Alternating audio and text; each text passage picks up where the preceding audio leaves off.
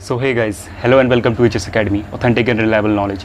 सो guys, आज के इस वीडियो में मैं आप लोगों के साथ डिस्कस करूंगा एक कोर्स कंपैरिजन सीरीज़ के बारे में। सो एक्चुअली कल की बात है, मैं आप लोगों के कमेंट्स जो भी है वीडियोस में उनको पढ़ रहा था, उनके रिप्लाइज दे रहा था। तो eight that time most of the comments वहाँ पे ये थे हमारे सब्सक्राइबर्स के कि सर एडीआईएस करें या फिर पीडीआईएस करें, मतलब दो कोर्सेज़ के बीच में वो लोग पूछ रहे थे कौन सा बेस्ट रहेगा।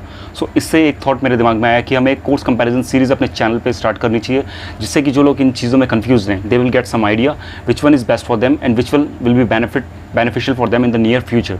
सो इसी को हम स्टार्ट कर रहे हैं आज, जिसमें कि आपको फ्रीक्वेंट इंटरवल्स पे यहाँ पे वीडियोस मिलती रहेंगी कोर्स कंपैरिजन की।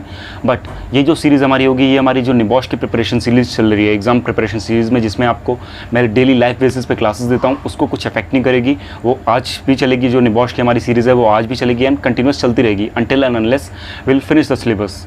सो आज के इस वीडियो में हम डिस्कस करने वाले हैं दो कोर्सेज़ के बारे में, जिसमें है कि पहला होने वाला है BTech safety and fire engineering और सेकंड है BSc fire and industrial safety. Now अब ये मत समझना कि safety and fire engineering course के बारे में बात करने वाला हूँ या फिर फायर एंड इंडस्ट्रियल सेफ्टी के बारे में।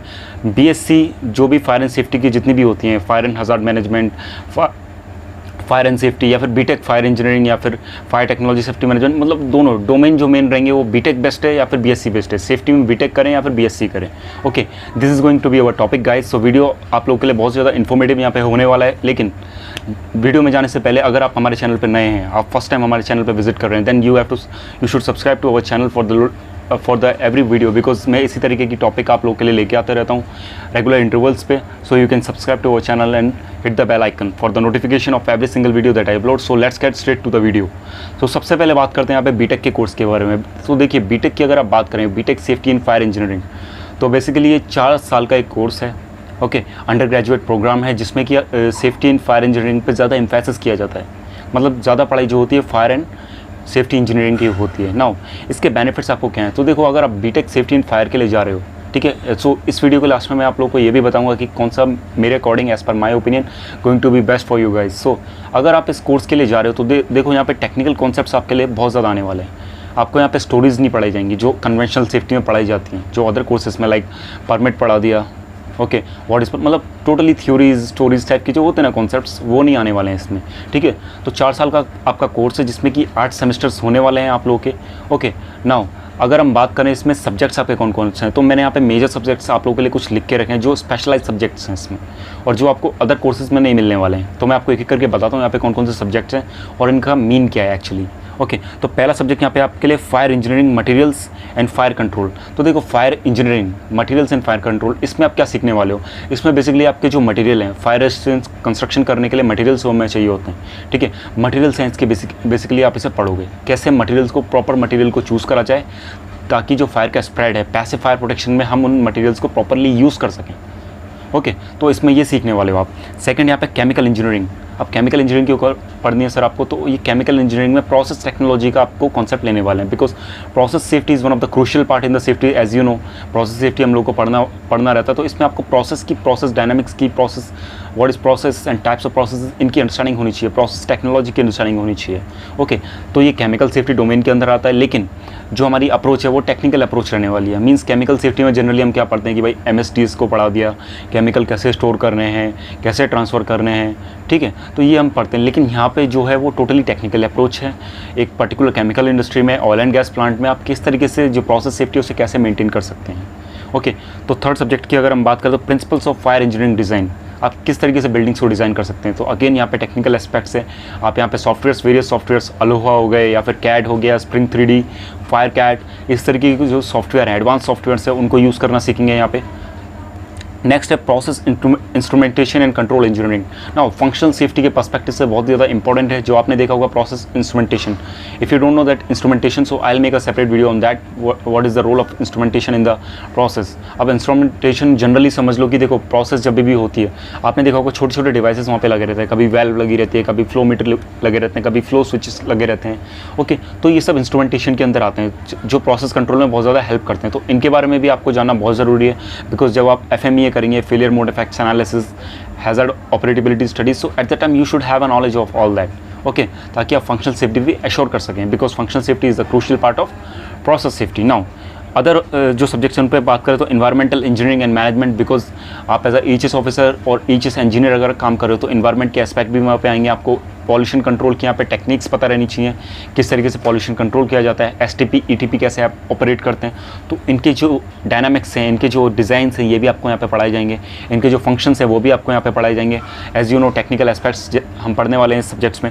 आगे बात करें तो इंजीनियरिंग ग्राफिक्स आप पढ़ने वाले हैं यहाँ पे, साथ ही साथ बेसिक इलेक्ट्रॉनिक्स एंड इलेक्ट्रिकल, साथ ही साथ computer programming. As you know हम यहाँ पे बहुत सारे मॉडल्स बनाएंगे, fire models and safety models बनाने वाले हैं, toxic release models. So at that time programming is very crucial guys, so programming भी आपको यहाँ पे पढ़ाई जाएगी। साथ ही साथ इंजीनियरिंग मैकेनिक्स इंजीनियरिंग मैकेनिक्स भी आपको यहाँ पे पढ़ाई जाएगी। तो मैंने आपको एक कुछ सब्जेक्ट्स आपको बताए, ठीक है। यहाँ पे इलेक्टिव्स भी अब अवेलेबल हैं, अगर आपको ये सब्जेक्ट नहीं लेना है तो इसकी जगह आप दूसरे सब्जेक्ट्स भी यहाँ पे ले सकते हैं as per your own interest, like for example safety in oil and gas industries, drilling rig, marine safety, ऐसे करके इलेक्टिव्स यहाँ पे अवेलेबल है, तो आप उन्हें भी ऑप्ट यहाँ पे कर सकते हैं। तो आपने देखा जो भी मैंने सब्जेक्ट्स यहाँ पे आप डिस्कस करे सारे टेक्निकल एस्पेक्ट्स हैं। यहाँ पे आप कुछ ज़्यादा जो कन्वेंशनल सेफ्टी है, लाइक फॉर एग्जांपल स्कैफोल्डिंग क्या होता है, वर्क परमिट, एक्सकेवेशन, वो भी मिलेगा, लेकिन वो इतना ज़्यादा एम्फेसिस नहीं रहेगा, बिकॉज आप इस पर्टिकुलर कोर्स को करने के बाद आपको क्या क्या अपॉर्चुनिटीज़ अवेलेबल है वो मैं आपके साथ डिस्कस करता हूँ। तो देखो, इस कोर्स को करने के बाद आप वर्क कर सकते हो as a fire engineer, fire protection engineer, safety engineer, functional safety engineer, अगर आप फंक्शनल सेफ्टी में और सर्टिफिकेशंस कर लेते हो, ओके, और फायर एंड सेफ्टी कंसल्टेंट, ऐसे आप टेक्निकल रोल्स में वर्क कर सकते हो। और as a fire and safety designer भी आप वर्क कर सकते हो, because you have the understanding of technical aspects of safety, okay. तो ये सब आप कर सकते हो। अब अगर इसकी फ़ीस की बात करें तो फीस आपकी देखो कहीं रेंज करेगी 3 से लेके 8 लाख के बीच में, ओके। इसके बीच में अब इससे ज़्यादा भी हो सकती है, कम भी हो सकती है। लास्ट टाइम मैंने ADIS का वीडियो जब अपलोड करा था आप लोगों के लिए, so at the time I got some comments from some guys, so they are telling that sir आपने फीस बहुत ज़्यादा बताई है, हमारा इंस्टीट्यूट जो है, हमारा पर्सनल इंस्टीट्यूट है, हम इससे कम में फ़ीस लेते हैं। तो देखिए सर, इंडिया के अंदर बहुत सारे इंस्टीट्यूट चल रहे हैं, ठीक है, आपका अकेला इंस्टीट्यूट नहीं है और वो एक बेस्ट इंस्टीट्यूट नहीं है, मे भी हो सकता है, लेकिन मैं पर्सनली नहीं जानता हूँ, ओके। तो बहुत सारे इंस्टीट्यूट्स हैं, कुछ इंस्टीट्यूट्स में फ़ीस उससे कम हो सकती है, ज़्यादा भी हो सकती है, लेकिन मोस्ट ऑफ द इंस्टीट्यूट्स में फ़ीस इस पर्टिकुलर पैरामीटर के अंदर रेंज करती है, ओके। तो हम किसी इंस्टीट्यूट को पर्टिकुलरली बेस्ट नहीं कर सकते हैं अनटिल एंड अनलेस हमने उसका पूरा एनालिसिस कराना हो, ओके। तो इसको कमेंट में मत लिखिएगा कि सर इतनी ज़्यादा फीस नहीं होती है, हमने तो 2,40,000 में कर लिया या फिर 2-1 लाख में कर लिया। तो ये सब चीज़ें डिपेंड करती है यार, वेरी करती है country side to country side, because आप हर एक कॉलेज के बारे में पता नहीं लगा सकते हैं, ओके। इंडिया में बहुत सारे कॉलेजेस चल रहे हैं। नाउ टॉपिक पे अगेन यहाँ पे लौटते हैं, एलिजिबिलिटी क्राइटेरिया क्या है इसके लिए, मतलब आपको एडमिशन चाहिए, then what is the criteria for that. तो सर क्राइटेरिया यहाँ पे बहुत ज़्यादा सिंपल है, 10+2 आप पे होना चाहिए फिजिक्स, केमिस्ट्री, मैथमेटिक्स के साथ में। साथ ही साथ सॉरी, एडमिशन प्रोसेस क्या रहेगा, तो देखो एडमिशन प्रोसेस JEE का एग्ज़ाम की रैंक के हिसाब से हो सकता है, NCAT जो कॉमन एडमिशन टेस्ट होता है उसके हिसाब से, साथ ही साथ कुछ यूनिवर्सिटी हैं जो अपने स्पेशल टेस्ट कंडक्ट कराती हैं उसके हिसाब से भी, एंड फ्यू कुछ ऐसे कॉलेजेस हैं जो डायरेक्ट एडमिशन भी कंसिडर करते हैं, फ्यू हैं, हर नहीं है, ओके। साथ ही साथ यहाँ पे पोस्ट करियर अपॉर्चुनिटीज़ यहाँ पे क्या है, अगर आपने बीटेक कंप्लीट कर लिया देन इसके बाद आप क्या कर सकते हैं। देखिए इसके बाद आप डायरेक्टली जॉब पे जा सकते हैं या फिर आप एमटेक की तरफ जा सकते हैं। एमटेक कर सकते हैं हेल्थ सेफ्टी इन्वायरमेंट में या फिर इंडस्ट्रियल सेफ्टी इंजीनियरिंग में, ओके, जो कि मैं आगे कवर करूँगा। लेकिन इसके बाद बहुत सारे इंडिविजुअल्स पूछते हैं कि सर हम ADIS कर लें या फिर PDIS कर लें। सो यार ये कुछ ज़्यादा अच्छा ऑप्शन नहीं है, बिकॉज जितना आप ADIS में या PDIS में पढ़ोगे वो सब आपने कवर ऑलरेडी कर रखा है बीटेक सेफ्टी एंड इंजीनियरिंग में। तो what is the need to pursue that course, because वो पॉपुलर है, इसकी वजह से आप मत जाइए, बिकॉज एमटेक भी अगर आप कर लेते हो तो अच्छी खासी जॉब अपॉर्चुनिटीज़ अवेलेबल है इंडियन मार्केट में। नाउ ये कोर्स आपने पढ़ लिया नाउ अब जाते हैं BSc fire and industrial safety के, उसमें बेसिकली वो कोर्स होता है।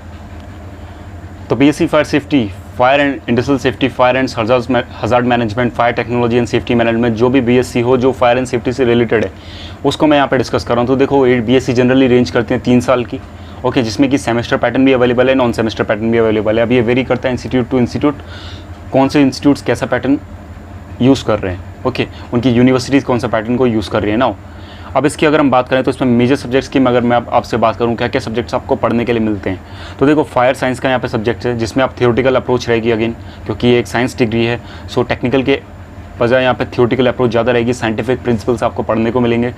नेक्स्ट है आपका इंडस्ट्रियल सेफ्टी, सभी जानते हैं इसको, इंडस्ट्रियल सेफ्टी आप पढ़ेंगे, इंडस्ट्रियल साइकोलॉजी, और साथ ही साथ industrial hygiene and audit, disaster management, environmental hazardous waste management पढ़ेंगे यहाँ पे आप, safety in power plants and industrial safety analysis. तो ये कुछ टॉपिक था जिसमें कि सारी जो हमारी अप्रोच रहने वाली है वो साइंटिफिक बेस्ड रहने वाली है, मतलब जो साइंस के इनके कॉन्सेप्ट्स हैं वो हम पढ़ेंगे। टेक्निकल एस्पेक्ट्स इसमें कम रहते हैं, इतने ज़्यादा नहीं रहते in comparison of BTech safety and fire engineering. तो 3 साल का एक बेसिकली अंडर ग्रेजुएट प्रोग्राम है। नाउ अगर इसके आप बेसिकली पोस्ट की बात करें, पोस्ट क्या क्या अवेलेबल है इस कोर्स को करने के बाद, तो पोस्ट आपको अवेलेबल है as a safety manager, safety trainer, safety officer, AHS consultant, safety manager, तो इस टाइप की कुछ पोस्ट आपको यहाँ पे मिल जाएंगी। इंजीनियरिंग की पोस्ट नहीं मिलेंगी, बट कन्वेंशनल ऑफिसर पोस्ट आपको यहाँ पे देखने को मिल जाएंगी इस कोर्स के बाद। नाउ इसकी एलिजिबिलिटी क्या है यार, तो एलिजिबिलिटी इसकी है 10+2 आपके पास होना चाहिए फिजिक्स, केमिस्ट्री, मैथमेटिक्स में। और एडमिशन कुछ यहाँ पे इंस्टीट्यूट्स हैं जो पर्सनल इंटरव्यू लेते हैं या फिर एप्टीट्यूड टेस्ट लेते हैं, और कुछ डायरेक्ट भी आपको एडमिशन यहाँ पे दे देते हैं। बट नाउ एडमिशन के बारे में देखें, या फिर अगर आप ये जो आपका फ़ीस है, फ़ीस इसका 1 से 3 लाख के बीच में रेंज करेगा। कम भी हो सकता है, ज़्यादा भी हो सकता है, लेकिन इन दोनों के बीच में ही रेंज करता है। डिपेंड करेगा किस जियोग्राफिक लोकेशन पर आप पढ़ रहे हैं इसे, और सिटी कैसी है, ठीक है, और कॉलेज वगैरह कैसा है वहाँ पर। तो नाउ एडमिशन प्रोसेस की मैंने यहाँ पे आपसे बात कर ली, तो एक इंपॉर्टेंट एस्पेक्ट यहाँ पे बात कर लेते हैं, इस पर्टिकुलर कोर्स के बाद क्या क्या अपॉर्चुनिटीज़ आप पे अवेलेबल हैं। तो सर अवेलेबल अपॉर्चुनिटीज़ के बारे में आप बात करोगे तो अगेन आप जॉब पे जा सकते हो, या फिर आप मास्टर्स परस्यू कर सकते हो। Okay, masters in health safety environment pursue कर सकते हो, एंड देन उसके बाद PhD पे भी जा सकते हो। सेम लाइक बीटेक वालों की तरह अगर वो MTech कर लेते हैं then they can go for PhD। Now एक इंपॉर्टेंट यहाँ पे एस्पेक्ट है आपका एलिजिबिलिटी क्राइटेरिया, मैंने आपको बता दिया। आप इस पर्टिकुलर अगर कोर्स में लेटरल एंट्री चाहते हैं, बीटेक हो गया या फिर BSc हो गया, देन आपको मिल सकती है अगर if you are holding a 3 years diploma in engineering. Okay, साथ ही साथ अगर आप BCom या फिर BA की डिग्री होल्ड कर रहे हो। लेकिन जब हम BCom और BA की डिग्री की बात करते हैं, because they are non technical degrees, तो यहाँ पे कुछ इंस्टीट्यूट्स आपको एडमिशन देते हैं, कुछ नहीं देते हैं, क्योंकि वो बहुत सारे स्टूडेंट्स ये कह रहे हैं कि सर हमें एडमिशन नहीं मिल रहा। तो देखिए सर, आप अपनी लोकेशन में चूज़ करते रहेंगे तो मे बी आपको मिले ना मिले। अगर आप दूसरी स्टेट्स में देखेंगे तो कुछ स्टेट्स ऐसी हैं जहाँ पे आपको एडमिशन मिल जाते हैं। ओके, सो ऐसा मत कीजिए कि अगर आपके एरिया में आपको एडमिशन नहीं मिल रहा है because of lateral entry, then you can try to other states guys, it will be available to you.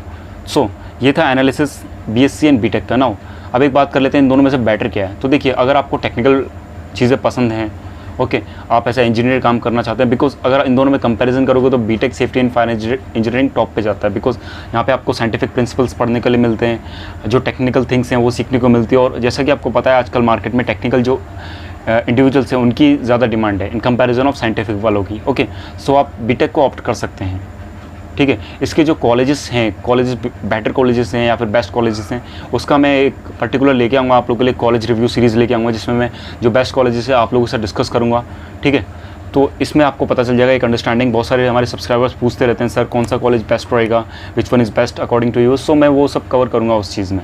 तो आई होप इसमें आपको अंडरस्टैंडिंग मिली होगी। But as per my opinion BTech is the best option if you want to be technically sound and if you want to get more opportunities in the field, because यार bachelor's degree तो आपको लेना ही है। मैंने जैसा मैं हर बार आपको बताते रहता हूँ, आपको बैचलर्स डिग्री लेना ही है, बिकॉज आज नहीं तो कल आपको ज़रूरत पड़ने वाली है। बिकॉज अभी भी बहुत सारे इंडिविजुअल्स ऐसे आते हैं कि वो बोलते हैं सर हमें बैचलर्स डिग्री की ज़रूरत पड़ रही है, हमें 10 साल का एक्सपीरियंस है, 5 साल का एक्सपीरियंस है, what we can do now.